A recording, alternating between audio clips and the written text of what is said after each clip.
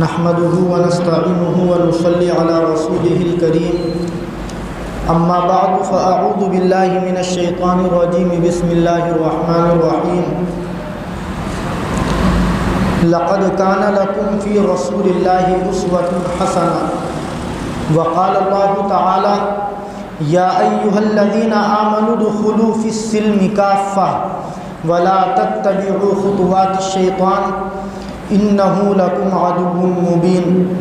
وقال النبي صلى الله تبارك وتعالى عليه وسلم من تشبه بقوم فهو منهم وقال عليه الصلاة والسلام إذا كذب العبد تباعد عنه الملك ميلا من نتن ما جاء به أو كما قال عليه الصلاة والسلام۔ قابل صد احترام بزرگوں، بھائیوں اور دوستوں، آج اپریل کی 2 تاریخ ہے، کل 1 اپریل تھی، اور آپ سب اچھے طریقے سے جانتے ہیں کہ 1 اپریل کو، اپریل کی پہلی تاریخ اور 1 اپریل کو دنیا بھر میں لوگ اپریل فول مناتے ہیں، اور ہم مسلمانوں میں بھی ایک بہت بڑا طبقہ وہ ہے جو اپریل فول والی رسم کے اندر مبتلا ہے، اور ایک بہت بڑا طبقہ مسلمانوں کا وہ ہے جو نمازوں کی بھی پابندی کرتا ہے، روزے اور زکوٰۃ کی بھی پابندی کرتا ہے، یعنی نیکی کے تمام کاموں میں وہ حصہ لیتا ہے، لیکن کم علمی کی بنیاد پر وہ 1 اپریل کو جھوٹ بول کر کے، دوسروں کو دھوکہ دے کر کے، مذاق میں دوسروں کو تکلیف پہنچا کر کے اپنی آخرت کو خراب کرتا ہے۔ یہ اپریل فول ہے کیا؟ اس کی تاریخی حقیقت اور پس منظر کیا ہے، اور اس کی شروعات اور ابتدا کب ہوئی؟ پوری دنیا کے اندر 1 اپریل کو یہ رسم کیوں منائی جاتی ہے، اور اسلام اس رسم کے بارے میں کیا نظریہ رکھتا ہے؟ اس تعلق سے آج انشاءاللہ ہم قرآن و سنت کی روشنی میں باتیں کریں گے۔ دعا ہے کہ اللہ رب العزت مجھے قرآن و سنت کی روشنی میں صحیح اور سچی باتیں کہنے اور ہم سب کو اخلاص کے ساتھ ان باتوں پر عمل کرنے کی توفیق نصیب فرمائے۔ بزرگوں، بھائیوں اور دوستوں، ہم سب ایمان والے ہیں، قرآن اور حدیث کو ماننے والے ہیں۔ ہمارا جو مذہب ہے، مذہب اسلام، یہ دنیا کا ایک آفاقی مذہب ہے، عالمی مذہب ہے، اور یہ مذہب وہ ہے جو اللہ رب العزت کے نزدیک سب سے پسندیدہ اور مقبول مذہب ہے۔ خود قرآن کریم کے اندر اس مذہب اسلام کے بارے میں اللہ تعالیٰ نے سورہ آل عمران کی آیت نمبر 19 میں اعلان فرمایا کہ ان الدین عند اللہ الاسلام، کہ اللہ کے نزدیک سب سے پسندیدہ مذہب اسلام ہے۔ ایک دوسری جگہ اللہ تعالیٰ نے اعلان کیا وَمَن يَبْتَغِ غَيْرَ الْإِسْلَامِ دِينًا فَلَن يُقْبَلَ مِنْهُ، کہ دنیا کے اندر اگر کوئی انسان مذہب اسلام کے آنے کے بعد کسی دوسرے مذہب کو فالو کرے گا، اسلام کے علاوہ کسی دوسرے دین کو اختیار کرے گا، اللہ فرماتے ہیں فَلَن يُقْبَلَ مِنْهُ، وہ مذہب اس کی طرف سے قبول نہیں کیا جائے گا، وَهُوَ فِي الْآخِرَةِ مِنَ الْخَاسِرِينَ، اور یہ انسان آخرت میں نقصان اٹھائے گا۔ ہم سب ایمان والے ہیں، اور ہمارا جو یہ پاکیزہ اور پوتر مذہب ہے، مذہب اسلام، اس کے بارے میں ہمارا یہ عقیدہ اور یقین ہے، اور ہمیں یہ بات معلوم ہونی بھی چاہیے کہ دنیا کے اندر جتنی بھی ضرورت کی چیزیں ہیں، اور دنیا کے اندر ہماری زندگی کے اندر جتنے بھی گوشے اور جتنے بھی پہلو ہیں، وہ چاہے سیاسی گوشہ ہو، وہ سماجی گوشہ ہو، گھریلو زندگی ہو یا باہر کی زندگی ہو، کوئی گوشہ اور پہلو ایسا نہیں ہے جس کی طرف ہمارے مذہب اسلام نے ہماری رہنمائی نہ کی ہو۔ اللہ تعالیٰ نے قرآن کریم کے اندر سورہ احزاب کی آیت نمبر 21 میں اعلان فرمایا لقد کان لکم فی رسول اللہ اسوۃ حسنہ، کہ تم لوگوں کے لیے اللہ کے رسول یعنی محمد الرسول اللہ صلی اللہ علیہ وسلم کی زندگی میں بہترین نمونہ ہے۔ یعنی زندگی کے اندر ہمیں کب کیا کس طریقے سے کرنا ہے سب اللہ کے نبی علیہ السلام نے یا تو زبانی طریقے سے یا عملی طریقے سے اپنی امت کو کر کے بتلایا۔ مسلم کی وہ روایت آپ کو معلوم ہوگی، کسی یہودی نے غالباً حضرت سلمان فارسی رضی اللہ تعالی عنہ سے مذاق کے طور پر یہ بات کہی تھی کہ تمہارے نبی تو تم کو معمولی چیزیں بھی سکھلاتے ہیں، ذرا سی باتوں کی تعلیم دیتے ہیں۔ حضرت سلمان فارسی رضی اللہ تعالی عنہ نے فخر کے طور پر کہا تھا کہ ہاں، ہمارے نبی دنیا کے اندر آنے والی جتنی بھی ضرورت کی چیزیں ہیں ان تمام چیزوں میں ہماری رہنمائی کرتے ہیں، اور آپ نے یہ کہا تھا حتی الخراء، کہ ہمارے نبی تو ہمیں استنجا کرنے کا طریقہ بھی بتلاتے ہیں۔ تو اس لیے یہ جو ہمارا مذہب اسلام ہے یہ اتنا پاکیزہ اور مکمل مذہب ہے جس کے اندر زندگی کا کوئی گوشہ اور پہلو نہیں چھوڑا گیا۔ اللہ کے نبی علیہ السلام نے زندگی کے ہر موڑ پر اپنی امت کی رہنمائی فرمائی ہے۔ لیکن اس کے باوجود ہم مسلمان ہیں، قرآن و حدیث کو اللہ کے نبی کو ماننے والے ہیں، لیکن ہم مسلمانوں میں ایک بڑی تعداد ان ایمان والے بھائیوں کی ہیں جو مغرب کی اور یورپ کی تہذیب سے متاثر ہے، اور وہ بجائے اس کے کہ اللہ کے نبی علیہ السلام کی زندگی کو نمونہ بنائے وہ مغرب کی تہذیب کے اوپر عمل کرتی ہے۔ ایک بڑی تعداد مسلمانوں کی ہم میں وہ ہے۔ آپ جانتے ہیں ایک بڑی تعداد مسلمانوں میں نوجوانوں کی وہ ہے جو اللہ کے نبی علیہ السلام کے بال رکھنے کے طریقے کو چھوڑ کر انگریزوں کے طریقے کو فالو کرتی ہے کہ ہمیں بال اس طریقے کے رکھنے ہیں جس طریقے کے فلاں صاحب رکھتے ہیں۔ حالانکہ اگر ہمیں بال رکھنے کا بھی شوق ہے تو ہمیں اس سلسلے میں بھی اللہ کے نبی کی زندگی کا مطالعہ کرنا چاہیے کہ حضور علیہ السلام اپنے سروں کے اوپر بال کس طریقے کے رکھتے تھے۔ جو اللہ کے نبی کے بالوں کا طریقہ ہے اگر ہم نے وہ طریقہ اختیار کیا تو ہمیں بال رکھنے کا شوق بھی پورا کرنے کا موقع ملے گا، اور اللہ کے نبی کی سنت پر عمل کرنے کے بعد ہمیں 100 شہیدوں کا ثواب بھی دیا جائے گا۔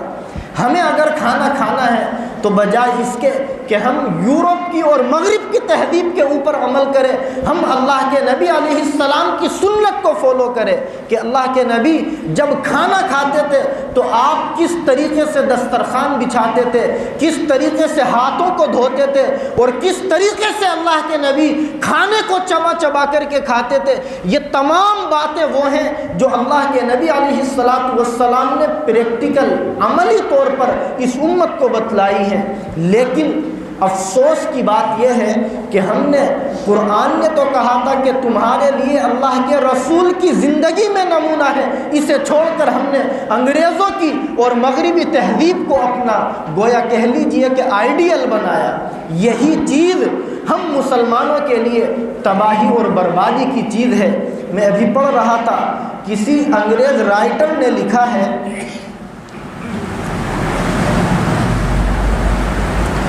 کہ جو قوم اپنے تہذیب و تمدن کو کھو بیٹھتی ہے اور دوسروں کی معاشرتی زندگی کو اپنی زندگیوں کے اندر فالو کرنے لگتی ہے تو وہی دن اس قوم کے زوال کا اور اس قوم کی پسماندگی کا پہلا دن ہوا کرتا ہے۔ آج ہم ہر پہلو کے اندر، زندگی کے ہر گوشے کے اندر اسی لیے ناکام ہیں کہ ہم نے اللہ کے نبی علیہ السلام کی جو زندگی ہے پیاری اور مکمل زندگی، اس کو فالو کرنے کے بجائے مغرب کی تہذیب کو فالو کیا۔ جو ہم مغرب کی تہذیب کو فالو کرتے ہیں اور خاص طور پر مغرب کی تہذیب کی جو خرافات ہیں، ان کی جو رسومات ہیں، ان کو فالو کرتے ہیں۔ ان میں سے ہی ایک رسم ہے بزرگوں، اپریل فول کی رسم، جو ہم 1 اپریل کو مناتے ہیں۔ ہم یہاں سب سے پہلے یہ سمجھیں کہ اپریل فول کی تاریخی حیثیت کیا ہے، اس کی ابتدا اور اس کی شروعات کب ہوئی۔ دنیا بھر کے اندر 1 اپریل فول کے طور پر کب سے منائی جاتی ہے۔ اس سلسلے میں جو ہمارے تاریخ لکھنے والے لوگ ہیں، مورخین، انہوں نے کئی باتیں لکھی ہیں۔ پہلی بات تو یہ لکھی ہے کہ فرانس کے اندر 17ویں صدی سے پہلے سال کی جو ابتدا ہوا کرتی تھی وہ بجائے جنوری کے اپریل سے ہوا کرتی تھی۔ ہم اس کو سمجھیں کہ یہ شروعات کب سے ہوئی اور کیوں ہوئی، اور ہم مسلمان کیوں اس خرافات کے اندر مبتلا ہوئے۔ ایک رائٹر نے لکھا ہے کہ فرانس کے اندر 17ویں صدی سے پہلے سال کی شروعات اور ابتدا بجائے جنوری کے مہینے کے 1 اپریل سے ہوا کرتی تھی۔ اور آگے وہ لکھتے ہیں کہ رومی لوگ اپنی ایک دیوی، جس کا نام انگلش میں انہوں نے وینس کر کے لکھا ہے، ان کی ایک دیوی تھی، وہ اس کی طرف اس دن کو منسوب کر کے اس دن کو گویا پاکیزہ اور مقدس ترین دن سمجھتے تھے۔ جیسے مثال سے سمجھے، ہمارے یہاں جمعہ کا دن سب سے پاکیزہ دن کہلاتا ہے ہفتے کے دنوں میں، اسی طریقے سے رومی لوگ اس دیوی کی طرف اس دن کی نسبت کر کے اس دن کو سب سے پاکیزہ اور مقدس ترین دن سمجھا کرتے تھے۔ تو چونکہ فرانس میں 17ویں صدی سے پہلے سال کی ابتدا 1 اپریل سے ہوا کرتی تھی، اور اس دن کو وہ اپنی وینس نامی دیوتی کی بنیاد پر مقدس ترین سمجھا کرتے تھے، تو اس دن وہ آپس میں خوب ہنسی مذاق کیا کرتے تھے، خوب آپس میں تفریح اور دل لگی کیا کرتے تھے، اور اس ہنسی مذاق کے اندر وہ خوب جھوٹ بول کر کے ایک دوسرے کا بیوقوف بھی بناتے تھے، گویا جسے کہتے ہیں باولا بناتے تھے۔ تو اسی دن سے گویا 1 اپریل سے یہ اپریل فول کی شروعات ہوئی، یہ بعض رائٹروں نے لکھا۔ دوسرے جو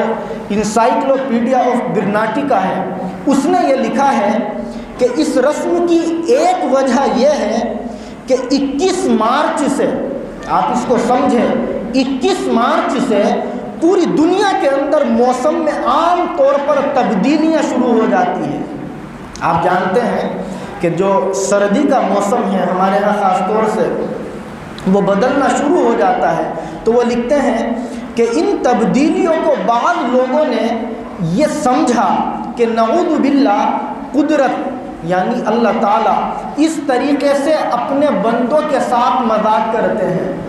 یعنی ان کا اپنا نظریہ ہے اپنے عقیدے کے مطابق۔ ہمارا تو اگر اس طریقے کا غلط نظریہ ہو کہ نعوذ باللہ اللہ تعالیٰ موسم کو بدلنے کے ذریعے اپنے بندوں کے ساتھ مذاق کرتے ہیں، تو ہمارا تو ایمان بھی ختم ہو جائے گا، بہت فاسد عقیدہ ہے۔ لیکن ان کا عقیدہ ہے، دہریوں کا کیا عقیدہ، وہ سمجھا کرتے تھے کہ نعوذ باللہ قدرت اپنے بندوں کے ساتھ، خالق مخلوق کے ساتھ موسم کی تبدیلیوں کے ذریعے نعوذ باللہ مذاق کیا کرتے ہیں، اور وہ اس دن ایک دوسروں کو اس لیے مذاق اڑانے لگے کہ جب خالق اپنے مخلوق کے ساتھ، اللہ اپنے بندوں کے ساتھ موسم کی تبدیلی کے ذریعے مذاق اڑاتے ہیں، تو شاید ہمیں بھی ایک دن، چونکہ اسی دن سال کی شروعات ہوتی تھی، ایسا متعین کرنا چاہیے جس دن ہم آپس میں ایک دوسرے کا مذاق اڑائیں۔ اور انہوں نے 1 اپریل کو گویا اپریل فول کا نام دے کر اس دن ایک دوسرے کا مذاق اڑانا اور بیوقوف بنانا شروع کر دیا، وہاں سے یہ شروعات ہوئی۔ تیسری ایک اس کی وجہ بعض مورخین نے یہ لکھی ہے کہ 19ویں صدی عیسوی کی خاص طور پر جو سب سے فیمس اور سب سے معروف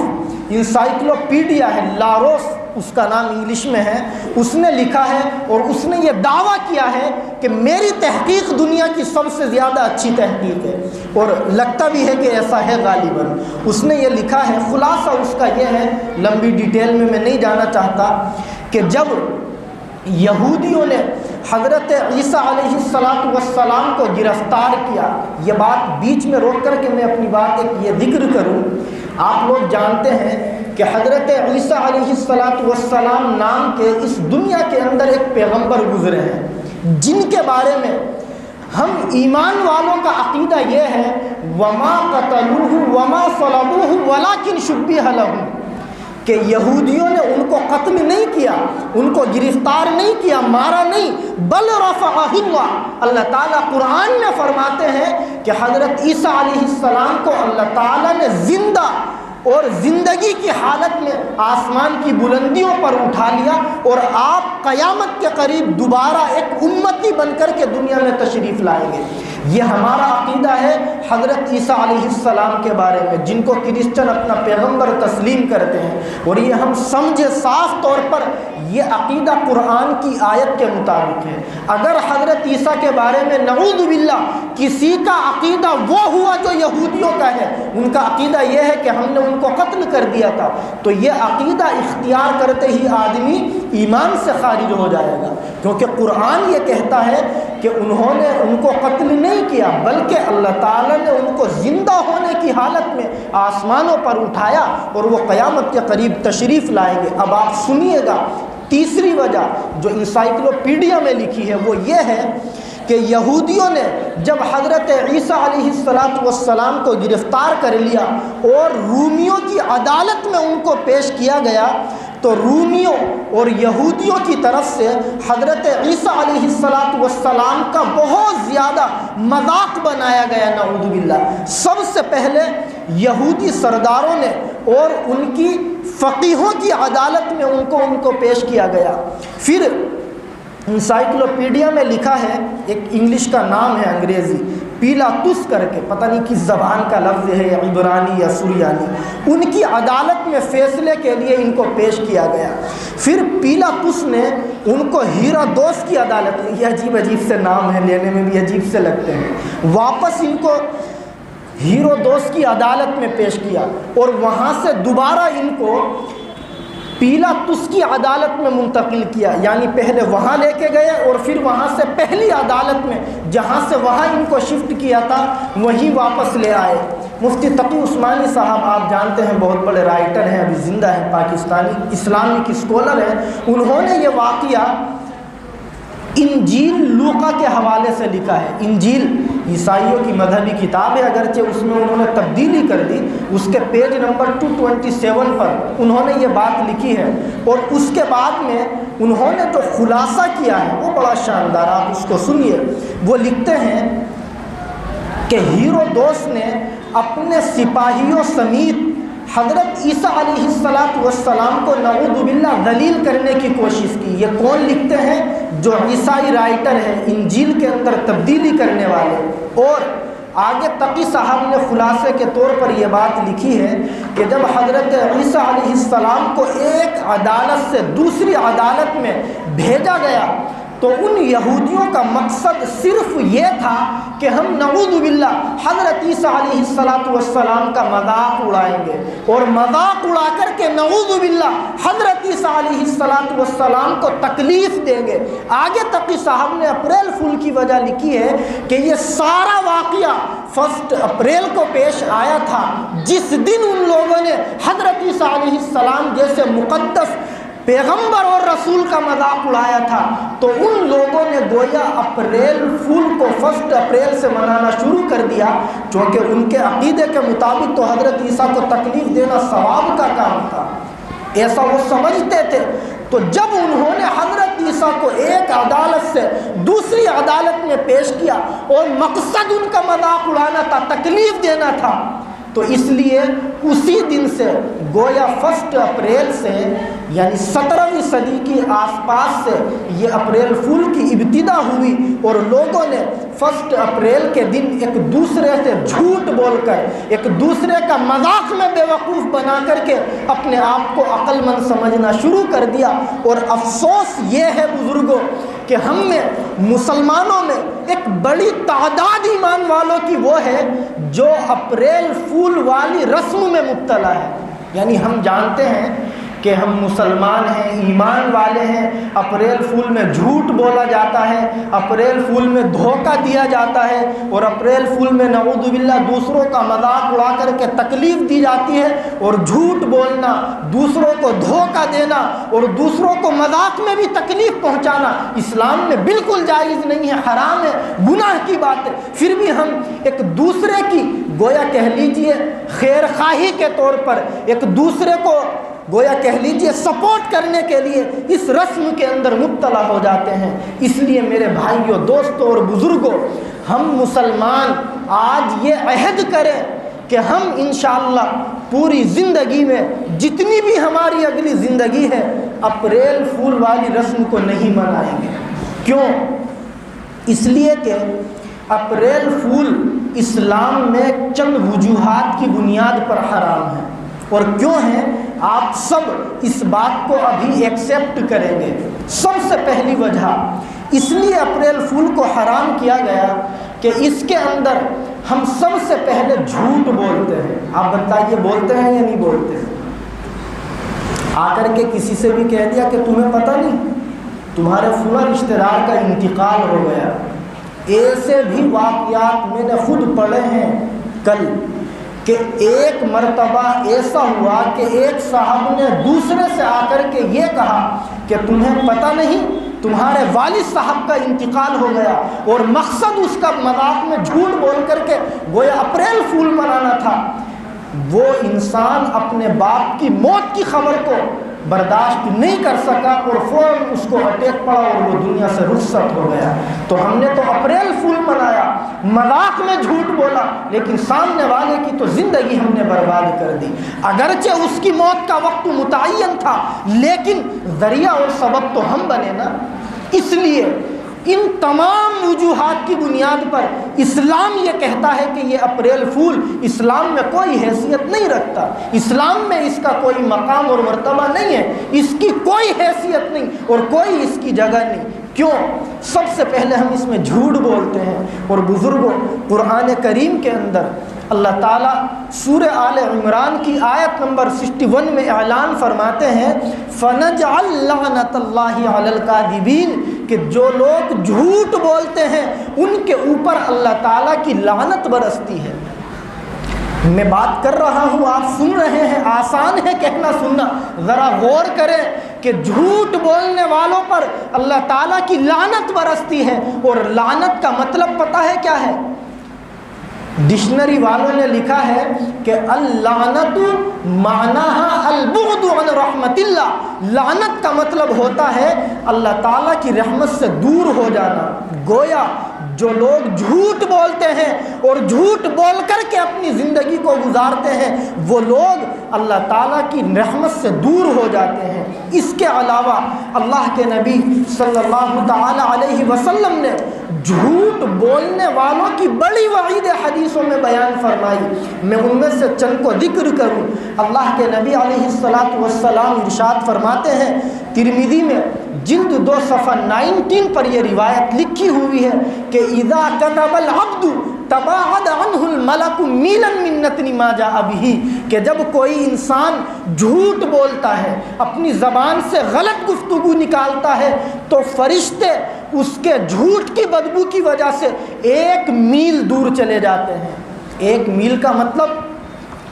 بعض محققین کے مطابق تقریباً 1.25 کلومیٹر وہ فرشتے جو رحمت کے ہیں، ہمارے ساتھ ہماری حفاظت کے لیے لگے ہوئے ہیں، ہمارے جھوٹ کی بدبو کی وجہ سے وہ 1.25 کلومیٹر 1 میل ہم سے دور چلے جاتے ہیں۔ اس کو ہم اور آسان لفظوں میں یوں سمجھے بزرگوں، ہمارے ساتھ اللہ تعالیٰ نے بہت سارے فرشتے وہ متعین کر رکھے ہیں جو مصیبتوں سے ہماری حفاظت کرتے ہیں۔ جیسے آپ نے کبھی کبھی دیکھا ہوگا، اخباروں میں پڑھا ہوگا کہ ایک معصوم سا بچہ بلڈنگ سے گرتا ہے اور نیچے گرنے کے بعد ایسا لگتا ہے کہ وہ مر جائے گا لیکن اسے کچھ بھی نہیں ہوتا۔ بعض مرتبہ ہم دیکھتے ہیں انسان کا ایکسیڈنٹ ہوا، کوئی حادثہ ہوا، دیکھنے والوں کو لگتا ہے کہ کار میں جتنے ہوں گے سب مر گئے ہوں گے، لیکن کسی کو بھی نقصان نہیں ہوتا۔ یہ کیا ہے؟ یہ اللہ کے فرشتے ہیں جو انسان کی مصیبتوں سے حفاظت کرتے ہیں۔ یہ میں نہیں کہتا، یہ قرآن کی آیت کہتی ہے۔ 13ویں پارے کے اندر اللہ نے صاف اعلان کیا، لَهُ مُعَقِّبَاتٌ مِّن بَيْنِ يَدَيْهِ وَمِنْ خَلْفِهِ يَحْفَظُونَهُ مِنْ أَمْرِ اللَّهِ، کہ اللہ تعالیٰ نے انسان کے آگے اور پیچھے کچھ فرشتے متعین کر رکھے ہیں جو آگے سے اور پیچھے سے انسان کی حفاظت کرتے ہیں۔ اب ذرا ہم تصور کریں، غور کریں، سوچیں کہ ایک انسان جب جھوٹ بولتا ہے تو یہ حفاظت والے فرشتے اس سے دور چلے جاتے ہیں، اور جب حفاظت کے فرشتے دور جائیں گے تو بتائیے بزرگوں، کیا ہمارے سامنے مصیبتیں اور پریشانیاں نہیں آئیں گی؟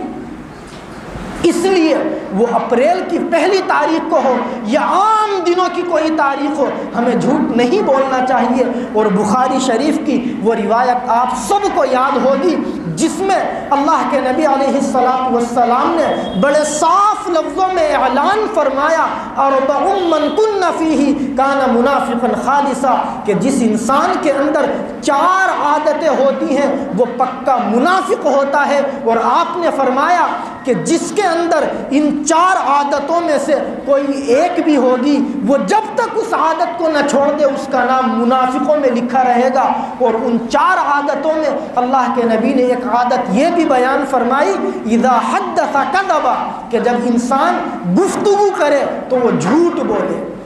معلوم ہوا کہ اگر ہم بات کرتے ہوئے جھوٹ بولتے ہیں تو بزرگوں ہم اللہ کی نظروں میں منافقوں کی فہرست میں چلے جاتے ہیں۔ اس لیے ہم اگر یہ چاہتے ہیں کہ منافقوں کی لسٹ میں ہمارا نام شامل نہ رہے تو ہمارے لیے ضروری ہے کہ ہم اپریل فول میں ہو یا عام دنوں میں ہو، جھوٹ کو اپنی زندگی سے مکمل طریقے سے ختم کر دے۔ ایک روایت الترغیب و ترہیب میں لکھی ہے، بڑی عجیب و غریب۔ اللہ کے نبی فرماتے ہیں فجر کی نماز کے بعد اپنے ساتھیوں کی طرف متوجہ ہو کر کہ آج میں نے خواب دیکھا، اور ہم یقین کریں کتابوں میں لکھا ہے کہ نبیوں کا خواب وحی کے درجے میں ہوتا ہے۔ آپ نے یہ کہا کہ آج میں نے خواب دیکھا، اور خواب میں میں نے یہ دیکھا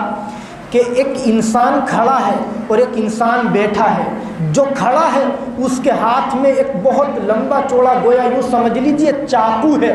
وہ بیٹھے ہوئے انسان کے منہ کو یہاں سے چیرتا ہے اور اس کے گلے تک چیر کے لے آتا ہے۔ پھر وہ دوسرا اس کا جبڑے کو چیرتا ہے، پہلا صحیح ہو جاتا ہے۔ پھر وہ دوسرے کو چیرتا ہے تو پہلا صحیح، پہلے کو چیرتا ہے تو دوسرا صحیح۔ اللہ کے نبی فرماتے ہیں میں دیکھتا رہا، جب بہت دیر ہو گئی تو میں نے فرشتے سے معلوم کیا کہ یہ کون ہے جس کو اتنی خطرناک سزا دی جا رہی ہے۔ اللہ کے نبی علیہ السلام کو اللہ کی طرف سے فرشتوں کی زبانی یہ بتلایا گیا کہ یہ انسان وہ ہے جو دنیا کے اندر یحدث بالکذب، جھوٹ بولا کرتا تھا، اور جھوٹ اتنا بولتا تھا کہ پورے علاقے کے اندر یہ جھوٹ کو پھیلا دیا کرتا تھا۔ اور آگے اللہ کے نبی علیہ السلام نے یہ ارشاد فرمایا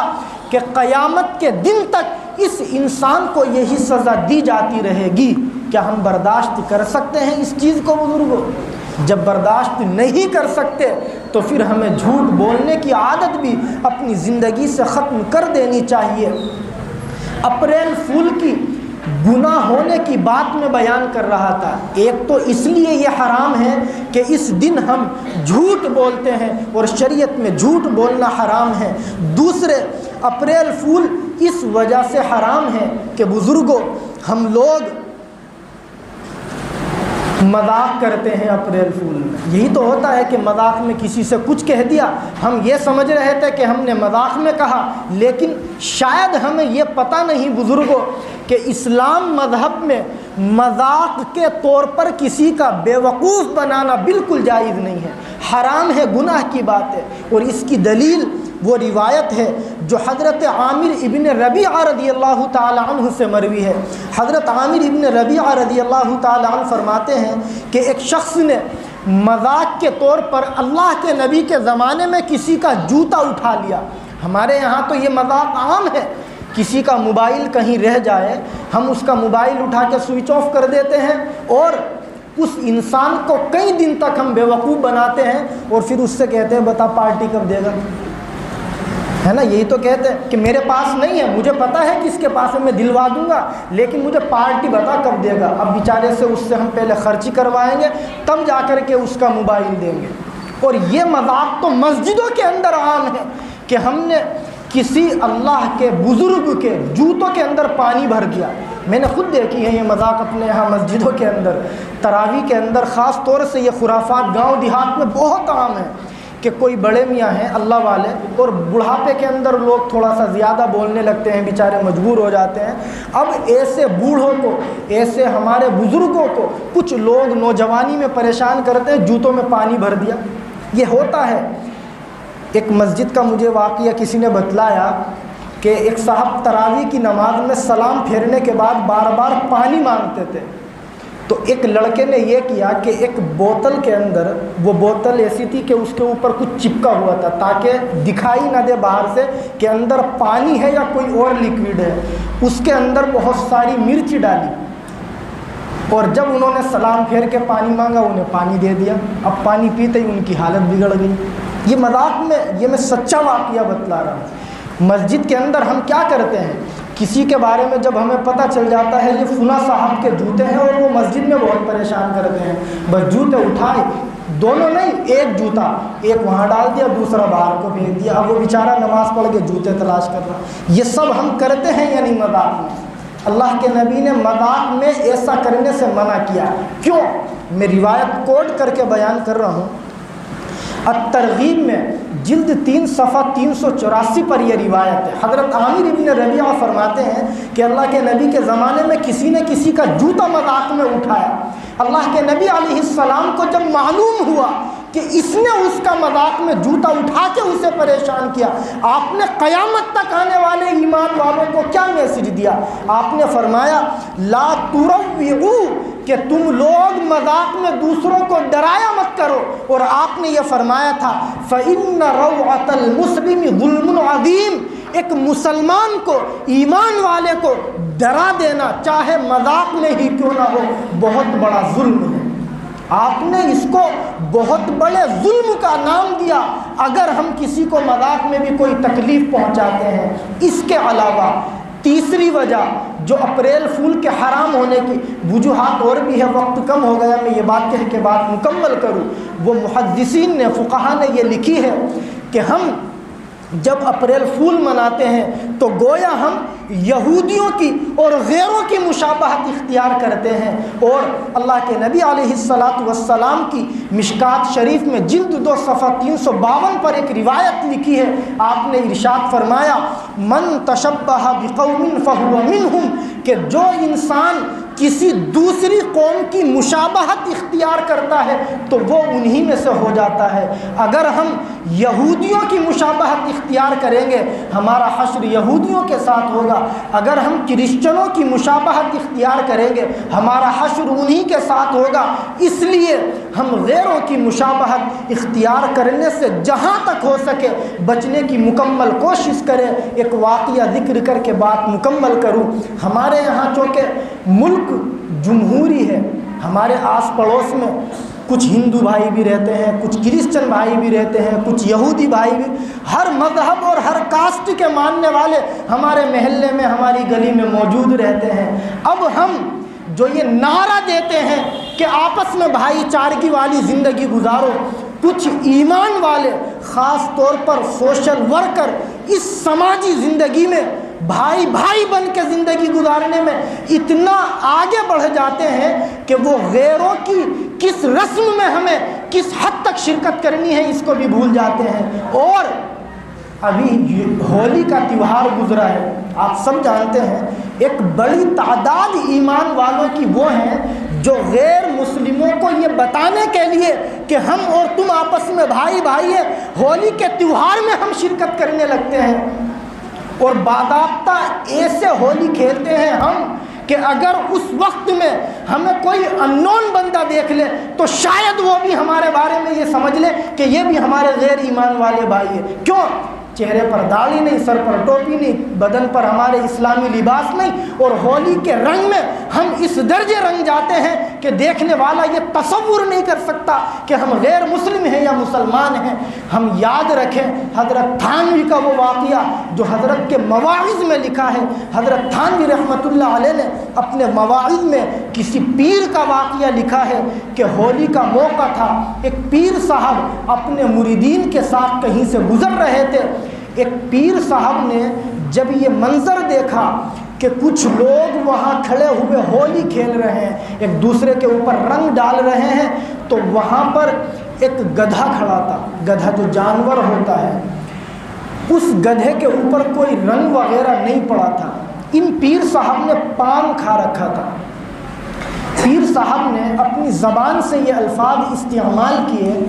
کہ تجھے کسی نے نہیں رنگا، لاؤ تجھے میں پان سے رنگ دیتا ہوں۔ ذرا توجہ سے سنیے گا، پیر صاحب نے کیا کہا کہ تجھے کسی نے نہیں رنگا، لاؤ میں تجھے اپنے پان کے رنگ سے رنگ دیتا ہوں۔ اور یہ کہہ کر کے انہوں نے گویا اس گدھے کے اوپر اپنے منہ سے پچکاری ماری، اور جو تھوک ان کے منہ میں تھا پان کا وہ گدھے پر تھوک دیا۔ ان کا کچھ دنوں کے بعد انتقال ہوا۔ ان کے انتقال کے بعد ان کے کسی مرید نے ان کو خواب میں دیکھا کہ وہ عذاب میں مبتلا ہیں۔ ان کے مرید نے ان سے معلوم کیا کہ حضرت آپ تو بڑے اللہ والے تھے، آخر کیا ہوا کہ آپ کو سزا جھیلنی پڑی؟ ان پیر صاحب نے ان اپنے مرید صاحب سے یہ جملہ کہا کہ وہ جو ہولی کے دن میں نے مذاق کے طور پر گدھے کے اوپر تھوک ڈالا تھا اور یہ کہا تھا کہ تجھے کسی نے نہیں رنگا، لاؤ میں رنگ دیتا ہوں، تو گویا میری ہولی کے تیوہار میں دل کے ساتھ شرکت ہو گئی تھی، اس لیے اللہ نے مجھے عذاب میں مبتلا کیا۔ یہ مطلب ہے اس روایت کا جس میں اللہ کے نبی نے فرمایا کہ من تشبہ بقوم فہو منہم، جو جن کے ساتھ مشابہت اختیار کرتا ہے اللہ تعالیٰ ان کا حشر انہی کے ساتھ فرماتے ہیں۔ واقعہ ہے، سچا ہو یا غلط، حضرت تھانوی نے اس کو عبرت کے طور پر لکھا ہے، اس لیے ہم اس واقعے سے یہ عبرت حاصل کریں کہ وہ اپریل فول ہو یا ہولی ہو یا دیوالی ہو یا اس کے علاوہ ہمارے غیر مسلم بھائیوں کا کوئی بھی تیوہار ہو، ہم شرکت کریں گے، لیکن ایک دائرے تک، ایک دائرے سے آگے ہم نہیں بڑھیں گے۔ دائرے کا مطلب اگر ہمیں مبارکباد دینی ہے، اس کے بہت سارے طریقے جو جائز ہیں ہمارے فقہا نے لکھے ہیں۔ مثلا ہمارا عید کا موقع ہے، ہمارے ٹچ میں کوئی غیر مسلم بھائی ہے، ہم اس کے یہاں مٹھائی پہنچائیں۔ وہ دیوالی کے موقع پر ہمارے یہاں مٹھائی پہنچاتے ہیں، ہم اپنی خوشی کے موقع پر جب بقرعید کے موقع پر گوشت کاٹتے ہیں ان کے یہاں پہنچائیں، اپنی شادیوں میں ہم ان کو انوائٹ کریں، ان کی شادیوں میں ہم جائیں۔ لیکن یہ کیا مطلب کہ صاحب ہم ان کے تیوہار میں اتنا آگے بڑھ جاتے ہیں؟ میں سنی سنائی بھی بات نہیں کر رہا، خود مجھے ہمارے آگے ایک صاحب رہتے ہیں دوست، انہوں نے بتلایا کہ دیوالی کے موقع پر ہمارے کچھ دوست لوگ مندر میں گئے اور انہوں نے مجھے بہت زیادہ فورس کیا کہ آپ کو ہمارے ساتھ مندر میں چلنا پڑے گا، تو میں چلا گیا۔ وہ مجھ سے پوچھ رہے تھے کہ اس کا نقصان تو نہیں ہے کچھ؟ یہ الگ ٹاپک ہے، کبھی کریں گے اس پہ انشاءاللہ بات۔ آپ تمام بھائیوں سے یہ گزارش ہے، اور سب سے پہلے میری خود اپنے آپ سے یہ گزارش ہے کہ میں اور آپ یہ عہد کریں کہ ہم اس ملک کے اندر سماجی طریقے سے محبت بھری پیار والی زندگی گزاریں گے۔ ہندو مسلم سکھ عیسائی آپس میں ہیں بھائی بھائی، یہ نعرہ دیں گے، اس کے اوپر عمل بھی کریں گے، لیکن شریعت نے جتنا آگے بڑھنے سے ہمیں منع کیا ہے ہم اتنا آگے نہیں بڑھیں گے، کیونکہ ہم سب جانتے ہیں کہ مسلمان ہیں، اور شریعت نے جو ہمارے لیے گویا ایک کیروسین لائن کھینچی ہے ہم اس کے آگے نہیں بڑھ سکتے۔ اگر بڑھیں گے تو پھر آپ بتلائیے کہ ہم میں اور ان میں کیا فرق رہ جائے گا۔ اللہ رب العزت ہم سب کو اسلام کی صحیح سمجھ عطا فرمائے، اور شریعت کے تمام تقاضوں پر اللہ تعالی ہم سب کو عمل کرنے کی توفیق نصیب فرمائے۔ وآخر دعوانا ان الحمد للہ رب العالمین۔